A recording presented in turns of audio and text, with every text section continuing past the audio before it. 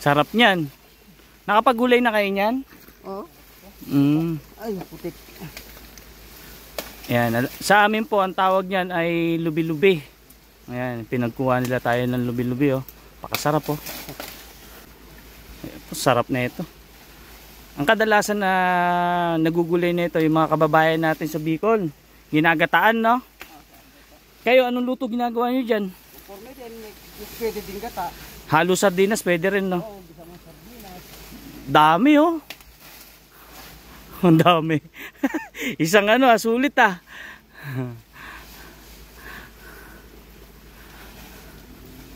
Ayun, inakit niya na. Diba? Lubi-lubi po kung tawagin sa amin sa Bulacan. Sa inyo po, ano tawag yan? Dito, tawag dito, sabi nila, repolyo daw eh. Parang repolyo. Repolyo? Oh, repolyo sa gubat. Oh. Ang dami, no? Boss, ito pa. Paano nga, boss? Ayan. Ano pangalan nyo? Ronnie po. Ayan, ginawa tayo ni Pre Ronnie ng lubi-lubi. Ang dami, no? Saka ni Parikoy. Ayun po mga katropa, alam nyo na masarap na luto dyan. Siguro pwedeng gataan.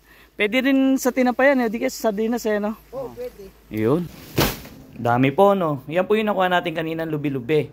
Lubi-lubi po, kung tawagin sa amin sa Bulacan, hindi ko lang po alam sa lugar nyo. Hindi ko pa po alam kung anong luto gagawin na ito. Pero sa ngayon, himayin po muna natin. Ang ganda nung nakuha natin, no? Ganda, oh. Murang-mura.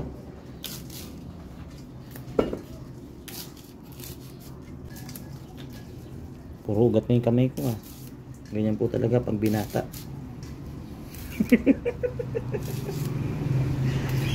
Ayan.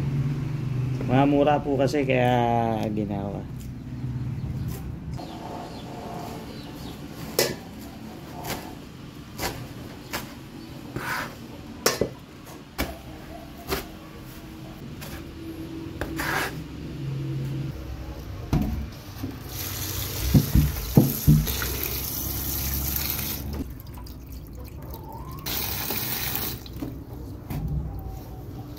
Magluluto na po tayo. Ito po yung ating lubi-lubi. At ito lang po yung ating Ricardo. Bawang sibuyas, sardinas, saka po syempre meron tayong gata.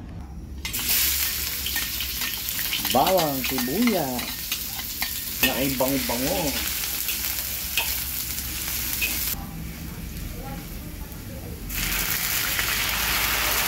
Napakasarap sardinas.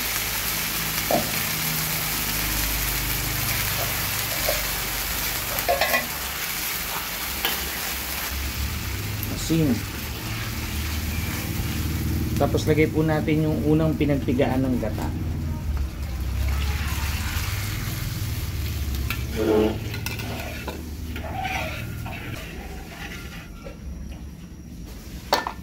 Kung hindi pa po kayo nakakatikim ng ginataang sardinas na may lubi-lubi, abay subukan nyo na po.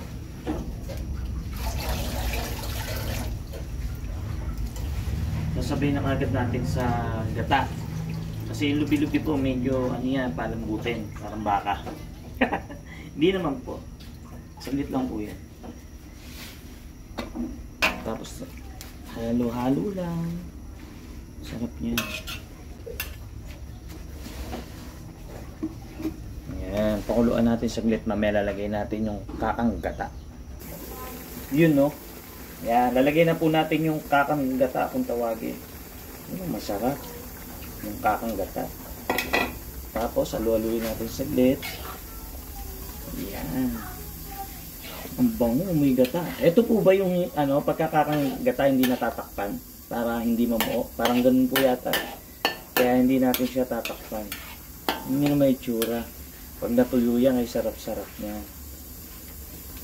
Subukan nyo rin po yung ginataang lubi-lubi na may sardinas. Yun ayun po mga tropa, mukhang luto na po yung ating lubi-lubi. Lubi-lubi na may sardinas at gata. Ang dikit-dikit na. Pwede na po siguro yan. Bango-bango. Napakasarap ng amoy. Tapos, alam nyo ba na masarap yung partner ko dyan? Ito Yan. Kamoting baging saka lubi-lubi.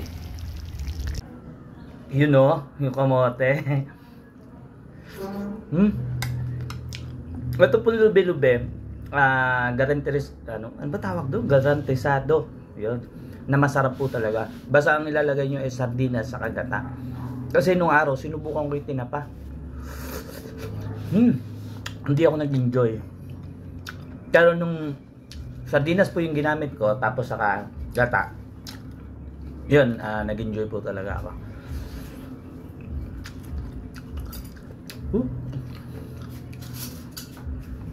Ang lubi-lubi po, isa po sa masarap na wild na gulay natin dito sa Pilipinas.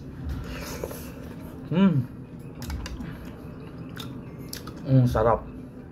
Yung mga kababayan natin sa Bicol, kung sila nagluto nito, lalagyan pa nila ng sili to, siling berde sa manghang. Lalo sa sarap to.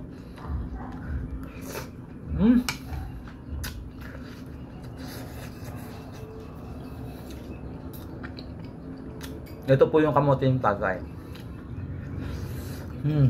Magkasarap-sarap. Ayun po mga tropa, subukan nyo po yung lubi-lubi na merong sardinas, tapos saka merong gata. Promise, masarap po.